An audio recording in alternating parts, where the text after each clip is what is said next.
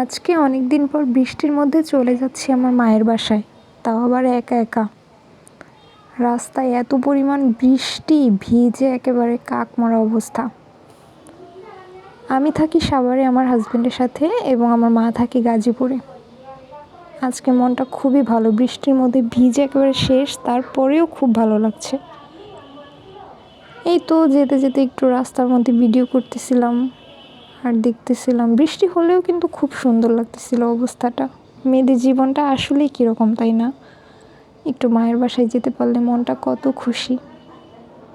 বিয়ের পর আসলে যখনই হুটহাট ইচ্ছা করলেই আর যাওয়া যায় না। সংসারের মায়াজাল, হাজবেন্ড কী রান্না করলো, কি খেলো, কি করলো, সব কিছুর চিন্তা থাকে মাথায়।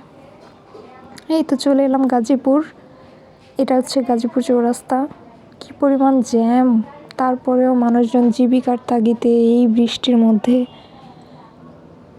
চলে আসছে। এই তো গাজীপুর থেকে গাড়ি ছাড়লো, এখন যাচ্ছি রাজেন্দ্রপুরের দিকে। রাজেন্দ্রপুরের রাস্তাটা আমার সবসময় খুব ভালো লাগে, কারণ এইখানে আসলে রাজেন্দ্রপুরে অনেক বন জঙ্গল, তো খুব সুন্দর। রাজেন্দ্রপুরের এই জায়গাগুলোতে আসলে, এখানে ন্যাশনাল পার্ক আছে, জাতীয় উদ্যান যেটা, এইখানে আসলে আমার মন চাই যে আমি গাড়ি থেকে নেমে যাই, এত সুন্দর। এই তো আমি আবার একটু ভিডিও করলাম এদিকে। একা একা যাওয়া লাগতেছে। মায়ের বাড়ি গেলে জামাইয়ের জন্য খারাপ লাগে, জামাইয়ের বাড়ি আসলে মায়ের জন্য খারাপ লাগে।